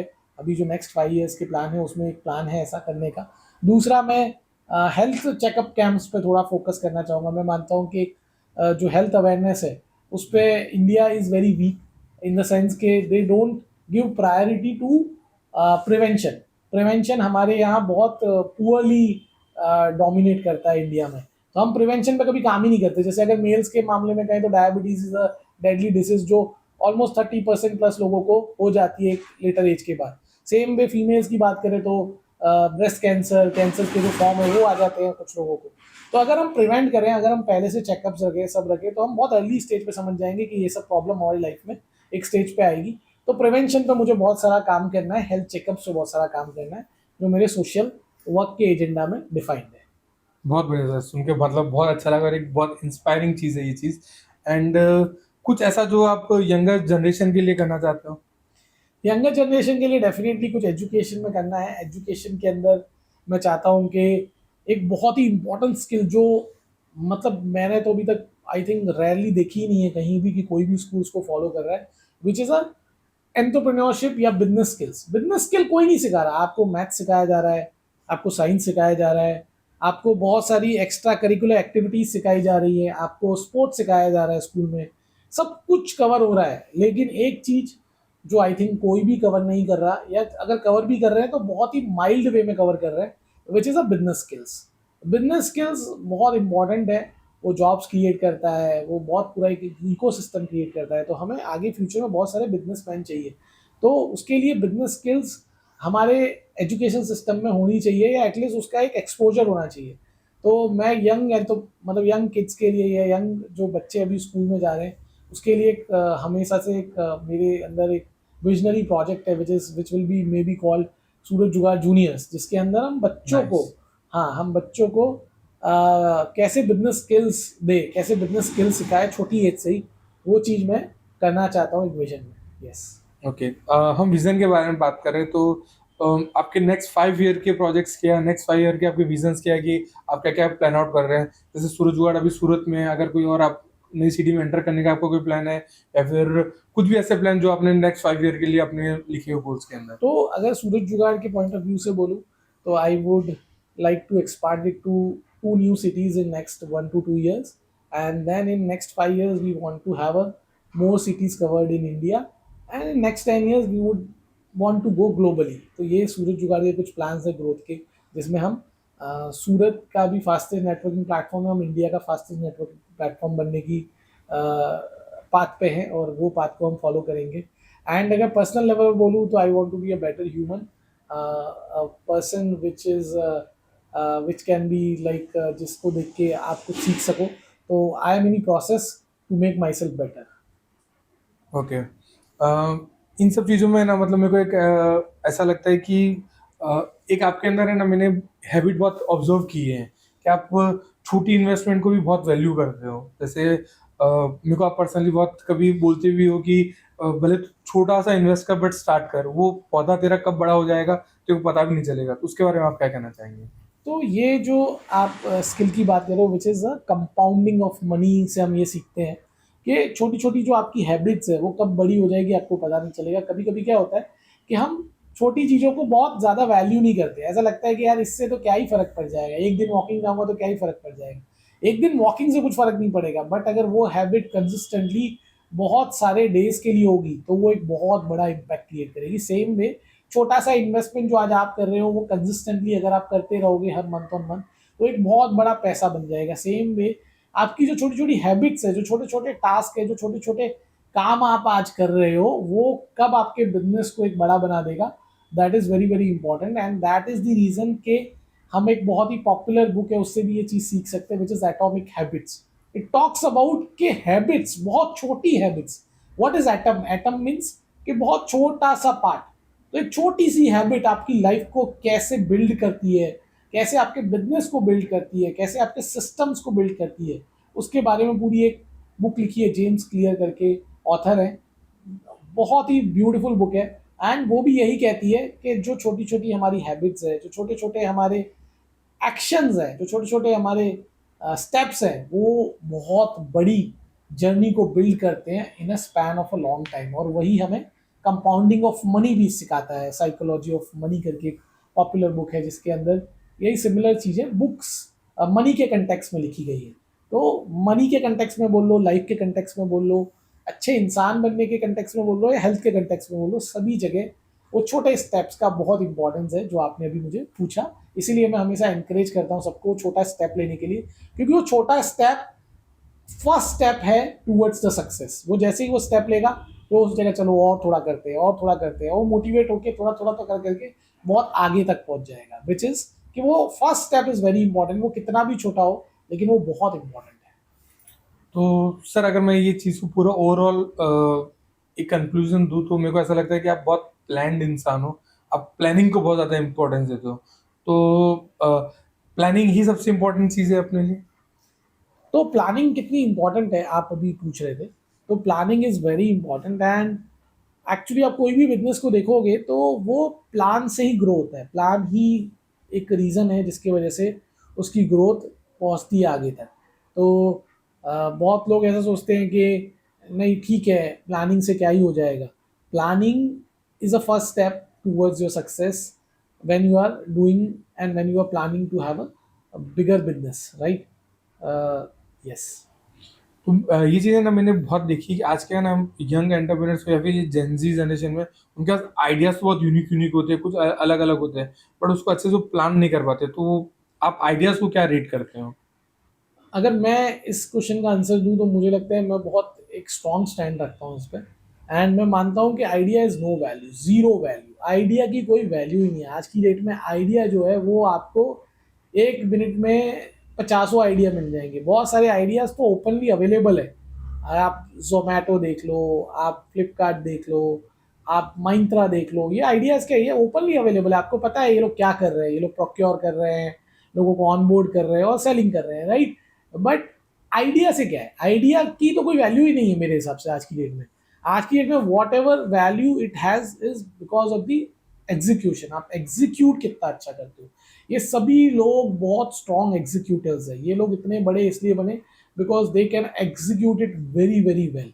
सोचा तो बहुत लोगों ने होगा कि खाना हम लोगों के घर तक पहुंचाएंगे, या कपड़े लोगों के घर तक पहुंचाएंगे, या ई कॉमर्स घर के लोगों घर तक पहुंचाएंगे, लेकिन कर कितने लोग पाए, दैट इज दी की। एंड वही एक डिफरेंस जो क्रिएट होता है वो होता है इम्प्लीमेंटेशन या एग्जीक्यूशन से। तो बिजनेस के अंदर इम्प्लीमेंटेशन और एग्जीक्यूशन सबसे इंपॉर्टेंट है। आइडिया तो जस्ट एक इनिशियल स्टेज है जिसकी कोई वैल्यू नहीं है। अगर आप आइडिया को बेचने जाओगे तो कोई खरीदार नहीं मिलेगा, लेकिन आप इम्प्लीमेंटेशन को बेचने जाओगे तो बहुत सारे खरीदार मिल जाएंगे। भले आपने इम्प्लीमेंटेशन कुछ और चीज़ों का किया हो और आप नए आइडिया के साथ, फ्रेश आइडिया के साथ जाओगे कि देखो मैंने पास्ट में ये इम्प्लीमेंट किया था, अब मैं ये इम्प्लीमेंट करना चाहता हूँ, तो पैसे लगाने वाले लोग मिल जाएंगे। लेकिन अगर सिर्फ आइडिया है, इम्प्लीमेंटेशन आज तक किया ही नहीं, तो कोई पैसा लगाने के लिए रेडी नहीं होगा। तो आइडिया की कोई वैल्यू नहीं है मेरे हिसाब से, मैं अगर स्ट्रांगली स्टेप लेके बोलूँ तो। और जो एग्जीक्यूशन है, इम्प्लीमेंटेशन है, उसकी सबसे ज़्यादा वैल्यू और उसी से चीज़ें बनती है। लोग आइडिया से बहुत ज़्यादा इंस्पायर हो जाते हो, सोचते हैं कि हाँ मुझे आइडिया मिल गया तो मैं 90% सक्सेस पा लिया। ऐसा कुछ नहीं है। आपकी 1% भी सक्सेस आइडिया से नहीं है। पूरी की पूरी success, 99.99% success goes to how you implement things, how you execute things, how you give them on the ground. आप कैसे उसको इम्प्लीमेंट करते हो ऑन ग्राउंड, एग्जीक्यूशन कैसे करते हो, दैट इज इम्पॉर्टेंट। ओके, आपने अभी जोमेटो इन सब चीज़ों की बात की। इन्होंने ना एक स्ट्रक्चर, एक कल्चर बदल दिया है कि जो यूजुअली हुआ करता था, जो ट्रेडिशन था, उस चीज़ों को बदल दिया है। लोगों का ऐसा था कि भाई अगर मेरे को सब्जी लेनी है तो मेरे को जाना पड़ेगा, मेरे को मार्केट में बार्गेनिंग करनी पड़ेगी। बट आज वो सब कुछ एक ऐप के अंदर अवेलेबल है। तो आपको क्या क्या लगता है कि ऐसा अपकमिंग फ्यूचर में और ऐसी चीज़ें आएगी जो पूरा बदल देगी, और कुछ ऐसे और चेंजेस आने वाले हैं अपकमिंग फ्यूचर्स में? मुझे लगता है हमारी प्रोफेशनल सर्विसेज अभी भी इतना स्ट्रांगली ऐप फॉर्म में या स्टार्टअप फॉर्म में एग्जीक्यूट नहीं हुई है। तो प्रोफेशनल सर्विसेज में भी बहुत कुछ होगा टर्न अराउंड, जिसमें सीए सर्विसेज हो गई, लॉयर सर्विसेज हो गई, डॉक्टर सर्विसेज हो गई, फिर हमारे स्पिरिचुअल सर्विसेज हो गई जिसके अंदर पंडित जी हो गए। ये सारी चीज़ें भी आप देखोगे कि लॉन्ग रन में बहुत ह्यूज लेवल पे ग्रो होगी in the form of startup. At the same time, I also believe that mental health will also be one of the area which will grow very fast in the coming future. Mental health, जैसे जैसे लोग digitally active हो रहे हैं, लोग physical दोस्त, physical लोगों से दूर हो रहे हैं, और उस चीज़ से दूर होने की वजह से वो कहीं ना कहीं अकेले हो जा रहे हैं, और प्रॉब्लम सब आती है तब उनको सॉल्व करने के लिए उनके पास कोई होता ही नहीं है, कोई सुनने के लिए होता ही नहीं है। तो mental health will be one of the very big area, की एरिया, जहाँ पे बहुत सारे डेवलपमेंट्स होंगे, ऐसा मुझे लगता है। आपने सब मेंटल हेल्थ की बात की, तो मैं चाहूँगा कि आप एक एंटरप्रेन्योर अपनी मेंटल हेल्थ कैसे अच्छी रखे, कैसे स्ट्रांग रखे, उसके लिए कोई आप 3 टिप्स दीजिए।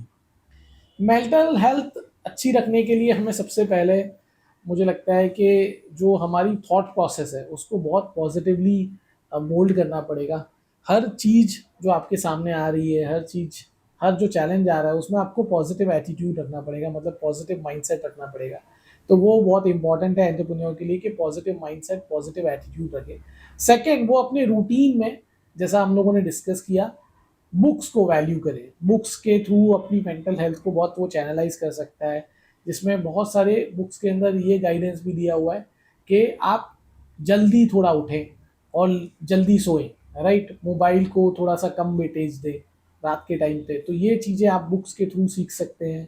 तीसरा, मुझे लगता है कि सबसे इम्पॉर्टेंट चीज़ जो है वो ये है कि आप अपनी मेंटल हेल्थ को बैलेंस रखने के लिए चीज़ों को बहुत प्लान्ड वे में पहले से करके रखें, प्रॉपरली प्लान करके रखें, प्लानिंग करके रखें, तो मेंटल हेल्थ डेफिनेटली आपकी बहुत रिस्पेक्टेड वे में चलेगी। ओके।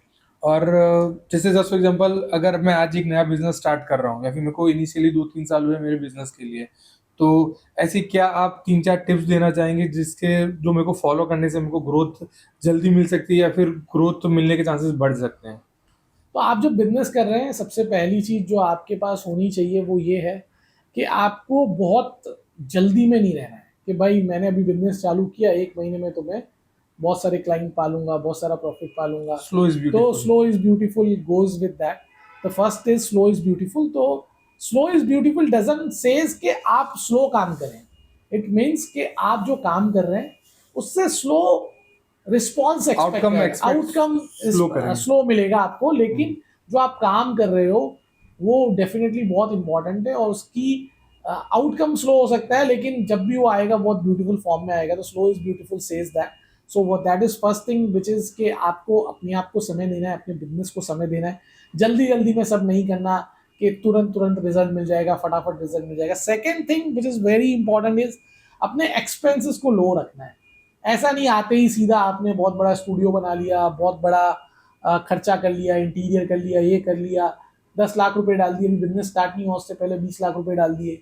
ऐसा नहीं करना है। मुझे ऐसा लगता है कि फर्स्ट लेवल पे, फर्स्ट स्टेज पे आपको अपने बिजनेस को स्टेबलाइज करना है, उसको इतना ग्रो कर देना है कि आपको बाकी जो चीज़ें जो लोग बहुत इनिशियल स्टेज पे कर देते हैं, विच इज इंटीरियर्स और ऑफिस ले लेना, वो सब आपको लेना है ऑफिस वगैरह, ऐसा नहीं है कि ऑफिस नहीं लेना, बट एक्सपेंसेस लो रख के करना है, राइट। जब जब आपको नीड लगेगी आप उसको अपग्रेड कर सकते हो। तो एक्सपेंसेस लो रखना is one of the important thing. First is आपको एक्सपेक्टेशन थोड़ी सी स्लो रखनी है, स्लो इज ब्यूटीफुल, ऐसा सोच के अपनी एक्सपेक्टेशंस को माइल्ड करना है।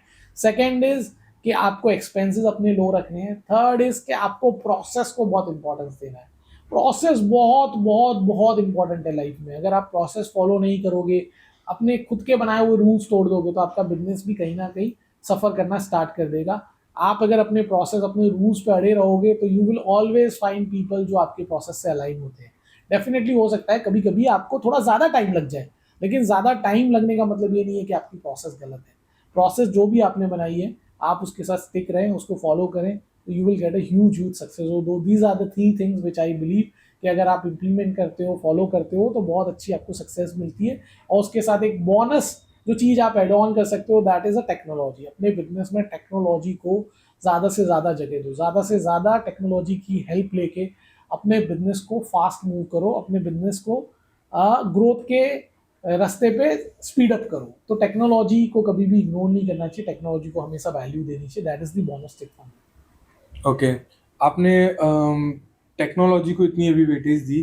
आपको लगता है कि आगे कोई भी ऐसा बिजनेस होगा जो विदाउट टेक्नोलॉजी अपग्रेडेशन सर्वाइव कर पाएगा? नहीं, मैं बहुत स्ट्रांगली मानता हूँ कि कोई भी business in the coming next 15 years without technology के काम नहीं कर पाएगा। टेक्नोलॉजी तो उन्हें इम्प्लीमेंट करनी ही पड़ेगी। अगर टेक्नोलॉजी नहीं होगी तो वो उनका बिजनेस वाइंड ऑफ हो जाएगा, वाइंड अप हो जाएगा। ऑलरेडी हमने बहुत सारे बिजनेसेस देख लिए जो वाइंड अप हो चुके हैं बिकॉज ऑफ द टेक्नोलॉजी। बड़े बड़े प्लेयर्स आ गए, जेप्टो आ गया, ब्लिंकिट आ गया, डीमार्ट आ गया, ये सब टेक्नोलॉजी से ड्राइव हो रहे हैं। तो उसी की वजह से आप ग्रोसरी मार्केट देखोगे तो धीमे धीमे कम होता जा रहा है, राइट। पहले कितने सारे ग्रोसरी वाले होते थे जो लोग ग्रोसरी स्टोर चलाते हैं। आज की डेट में ग्रोसरी में लोग बस छोटा छोटा सामान लेने आते हैं। क्यों? क्योंकि वो लोग टेक्नोलॉजी की वजह से कहीं ना कहीं वो सारे कस्टमर शिफ्ट हो गए। Same way Yes. जो टेक्सटाइल का मार्केट था, डायमंड का मार्केट था, बहुत सारे मार्केट, इवन फर्नीचर जैसी बड़ी प्रोडक्ट्स भी टेक्नोलॉजी की मदद से आज लोग मंगाते हैं। आज लोगों को बड़े बड़े सोफा भी मंगाने होते हैं तो ऑनलाइन ऑनलाइन ऑर्डर कर देते हैं, राइट। जो मतलब एक तरीके से देखा जाए तो टेक्निकली थोड़ा डिफिकल्ट प्रोसेस है कि बड़ी प्रोडक्ट को आप डिलीवर कर रहे हो, टूट सकता है, ये हो सकता है, बट सब कुछ टेक्नोलॉजी की मदद से हो रहा है। तो टेक्नोलॉजी तो आपको अपने बिजनेस में लाना ही पड़ेगा। अगर आप टेक्नोलॉजी नहीं लाओगे अपने बिजनेस में, तो 10 to 15 years is the maximum period जो आप सर्वाइव कर पाओगे। उसके बाद आप कहीं ना कहीं बिजनेस को रन नहीं कर पाओगे। ओके, तो मैं ये अपनी पूरी कन्वर्सेशन को एक फाइनल क्वेश्चन के साथ कंक्लूड करना चाहूँगा कि आप मुझे लाइफ में ऐसी क्या 5 एडवाइस देना चाहोगे जो मेरे को अपने बिजनेस और मेरे पर्सनल लाइफ के अंदर मेरे को इम्प्लीमेंट करनी चाहिए, जो मुझे ग्रो करेगी या फिर कोई भी मेरे जैसे पर्सन को ग्रो करने में हेल्प करेगी? यस, तो 5 चीज़ें अगर मैं बोलूँ तो उसमें सबसे पहली चीज़ आएगी कि आपको प्रोसेस को इम्पोर्टेंस देना है। कुछ चीज़ें मैं जो बोलूँगा वो रिपीट होगी, लेकिन that is very relevant in the terms of growth. Growth.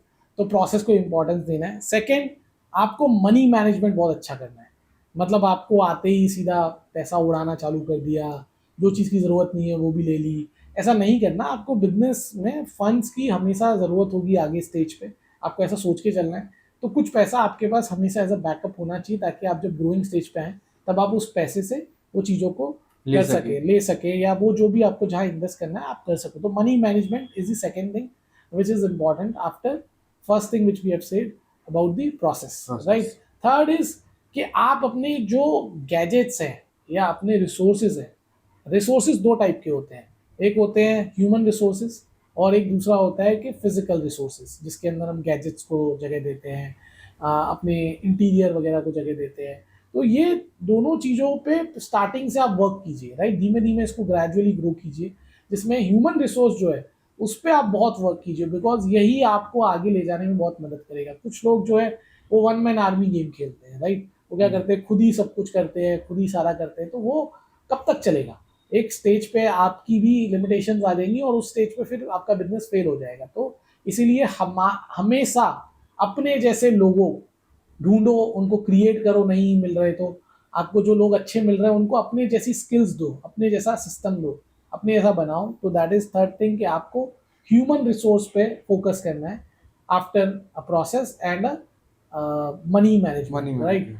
Fourth skill which I will be saying, आपका जो क्लाइंट है, क्लाइंट को जो है वो क्लाइंट डिलाइट फील कराने की कोशिश कीजिए।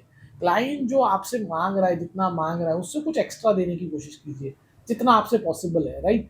अगर वो एक्सपेक्ट कर रहा है आपसे 100, आप 120 डिलीवर करने की कोशिश कीजिए।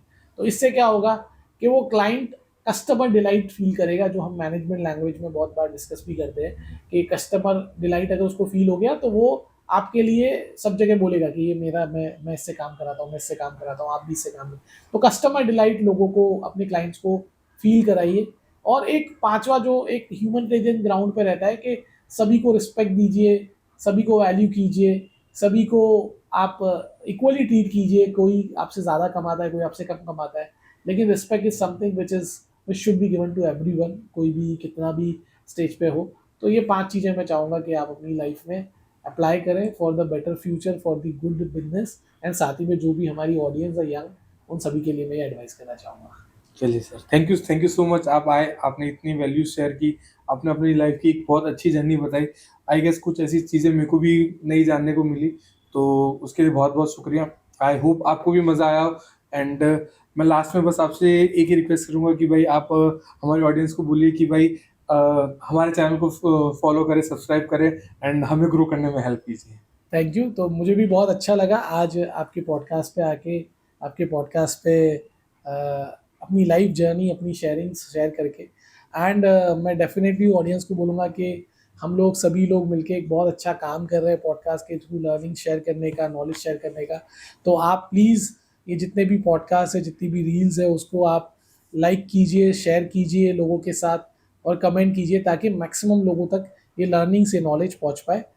द मॉमकास्ट के क्रेडेंशियल्स आपको दिख जाएंगे, एंड आप उनको प्लीज़ प्यार शावर कीजिए। इतनी सारी मेहनत हम लोग करते हैं बनाने में, पूरी टीम लगी होती है जो ये पूरे काम को करती है, तो उसको एक छोटा सा एक्नॉलेजमेंट दीजिए in terms of like, comment और follow. Thank you thank you so much. Thank you.